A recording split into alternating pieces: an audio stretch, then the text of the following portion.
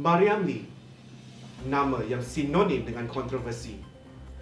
Dari bulan puasa 2016, di mana beliau makan di sebuah restoran di siang hari, pembukaan hijab, #undi rosak serta kontroversi yang baru-baru sahaja menular di mana beliau berpakaian tidak mengikuti protokol di Masjid Negara. Kami bersama beliau untuk mendapati dari mulut beliau sendiri tentang cabaran yang dihadapi, motif di sebalik kontroversi serta pendapat beliau tentang semua ini. Okay, saya tahu isu ni masih segar dalam ingatan Malaysian sekarang. Memang I was there with you during the whole thing that happened, and my personal opinion about this issue has nothing to do with this. But I really have to ask, Maryam sedar dan tahu tata cara protokol pemakaian terutamanya di Masjid Negara, because terpampar luas di setiap sudut sebelum naik tangga masjid, dia memberi amaran kepada semua. So, apakah yang bermain dalam fikiran Maryam waktu masuk ke Masjid Negara tanpa mengikuti protokol yang sedia ada dan mengetahui protokol yang sedia ada? First of all, this is not something I do every day. I don't go out to Masjid Negara just to make a statement. Just like how I don't, setiap Ramadan, setiap hari pergi makan kat luar semata-mata untuk, sakitkan hati orang or whatever, But I think people need to understand that, yeah, I do understand the society and what they think is right, okay? And for me to go into that space knowing that me bringing my politics into a space that would not accept my politics is a political act. It's a political statement. So, as a Muslim woman, I believe that badan perempuan bukan fitnah, because that's what has been drilled into the minds of girls, Muslim girls, that their body is a source of fitnah to men. That's why you need to cover your entire body so that men don't get fitnah because of you, or you don't invite fitnah to yourself.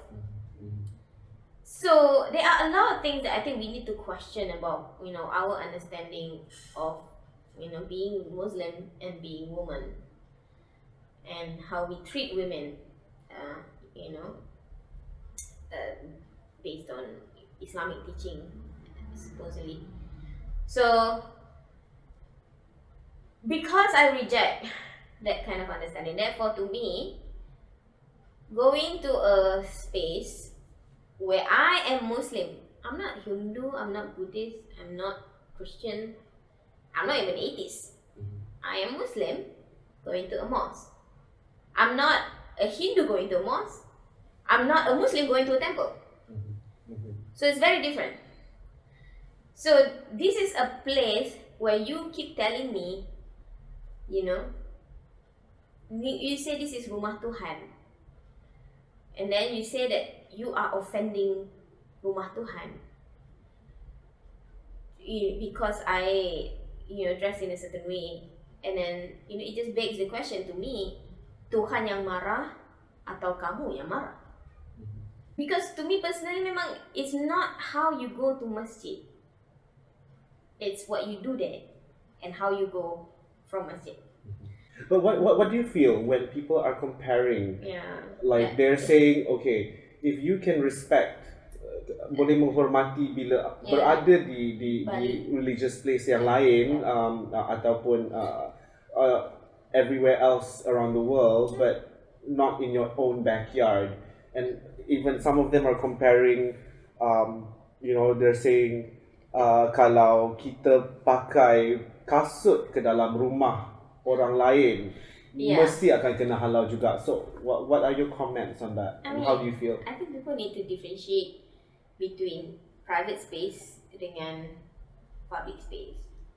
So there's a lot of layer to this issue sebenarnya. This past 2 weeks, banyak layer yang kita boleh cakap. And one of the issues is not just institutional power.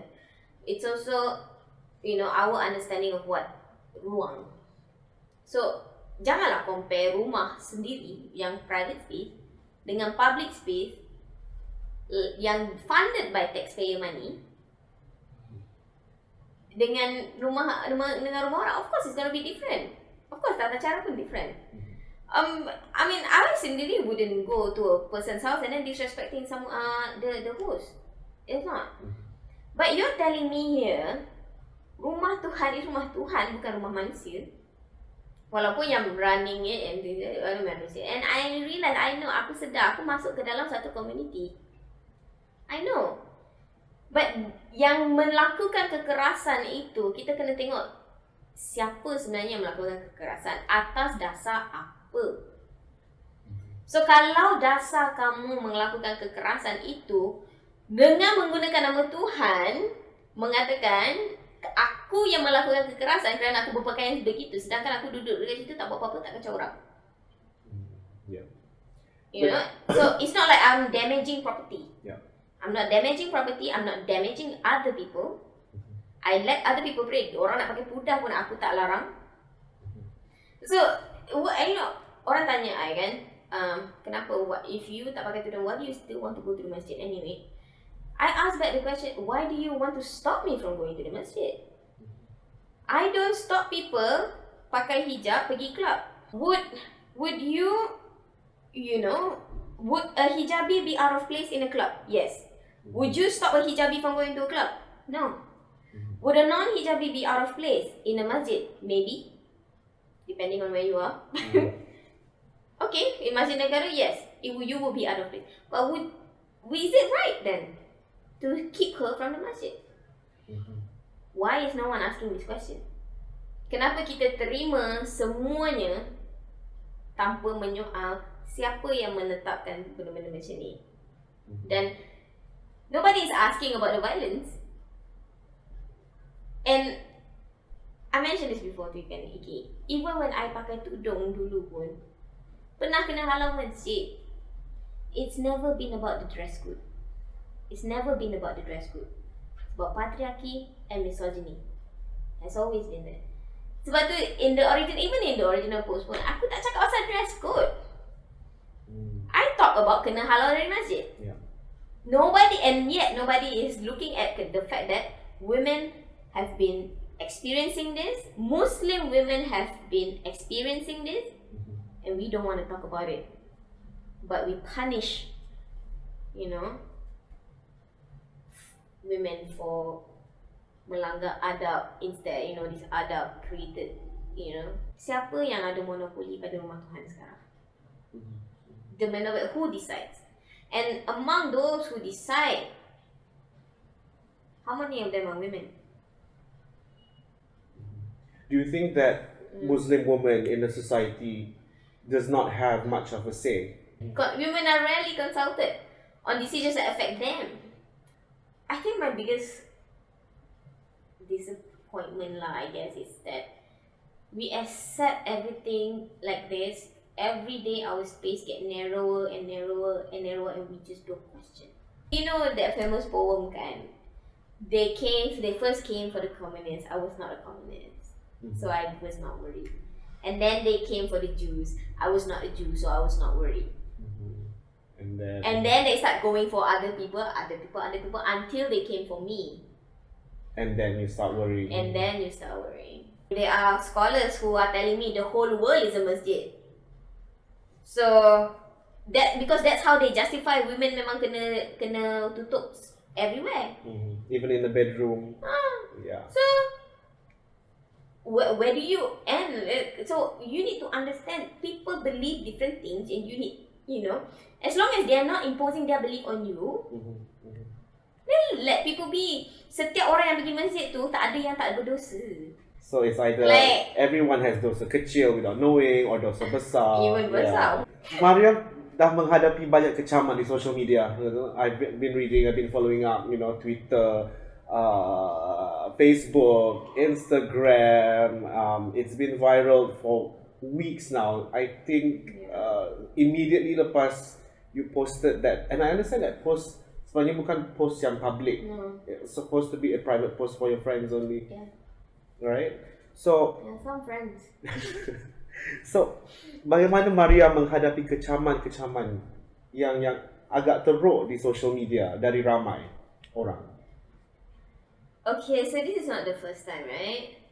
That this happened to me. So, the thing is, I think people don't see the difference between online expression and online violence.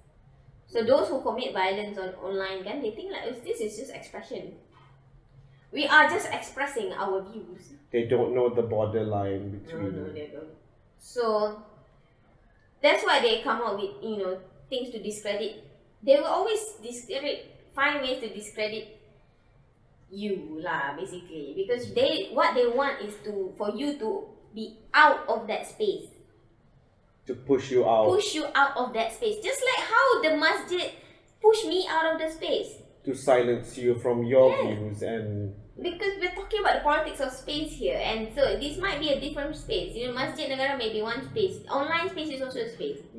So when they brought all those online, and then now I have to deal with it, right? But to be honest, I just let it. Were you really affected at all by this? Of course.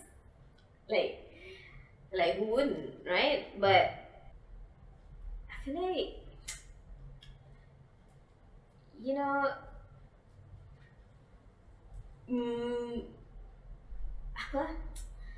the disappointment is in how we are so unforgiving to women. Kan? So unforgiving. Macam tak boleh sangat bagi dia ruang untuk Do you think this would be express diri dia. treated differently if a man macam masuk Masjid Negara pakai seluar pendek? I mean, dia akan kena halau juga kan. Supposedly lah. Tapi tu kena kecam macam ni mungkin tak kan? I don't think so.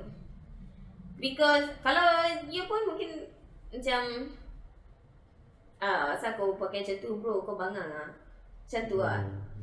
But it's not sustained, repeated, and then from one photo, you see kan how many articles came out. Yeah. One photo, one issue, and then tiba-tiba keluar lah pasal feminism. Relevant. Okay. Speaking of feminism, guys.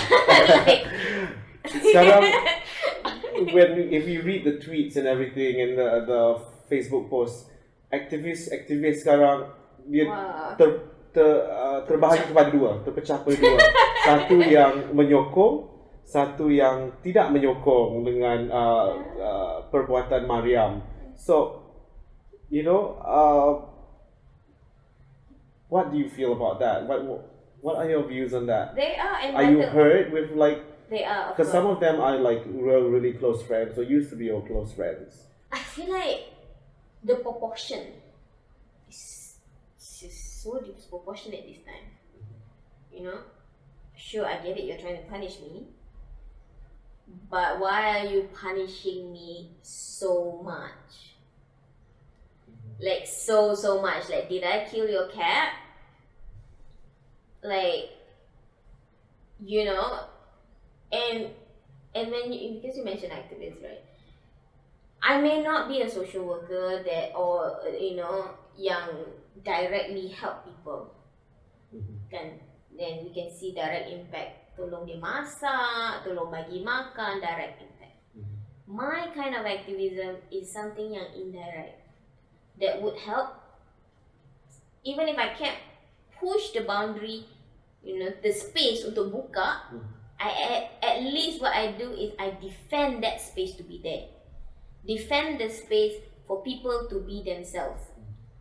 But I guess people benda ni tak nampak. Of course, tak nampak, tak jelas. Tak jelas, ya. Bagi makan orang miskin sangat jelas. Belikan makanan untuk orang miskin, itu sangat jelas. Kan? Tolong kucing daripada jatuh dari pokok, itu sangat jelas. But benda-benda yang subjektif, sangat grey, sangat kelabu kan. It's not black and white macam ni. So subjektif. Sebab tu banyak division.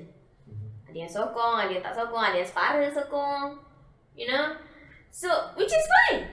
You know, in democracy, in whatever, we need to celebrate that. But what I don't celebrate, or what I even have to challenge, is the online violence. But what about the personal attacks dari aktivis sendiri yang tak menyokong? So, you know, how did you take it? Like, what? It hurt lah. It really hurt. I think when I saw that, I was like, because now I'm a bad feminist, right? So, bad feminist is considered macam someone who taints the movement, someone who doesn't help the movement. I'm like, you know, but how do I jelaskan ya? Macam nak jelaskan? Because of my action, because of what I did, what I posted. If I never posted that, nobody would have known, kan? It would just be the three of us. It would have just been the three of us. But what we do every day pun dah memang melawan arus. What we do every day pun dah memang mencabar status quo. You see? So I don't understand kita punya level yang marah sangat dengan another, you know, act of defiance against basically imposition of belief. So you need to see. So these people, we need people to understand the difference between power. I'm an individual going against state.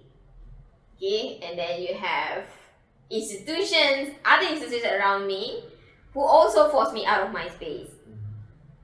Right? I got fired from my job. Let's talk about that.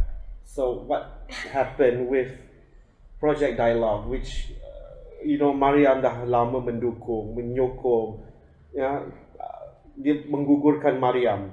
So ada pesanan untuk mereka?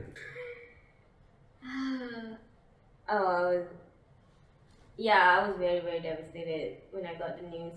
But you know, I think I get where they're coming from.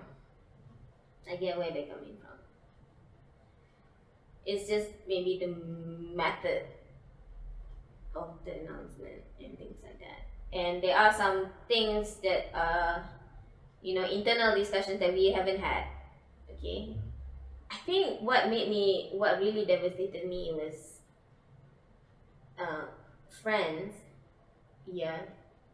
who take it so further, like sangat jauh, calling, you know, me and my friends feminazis.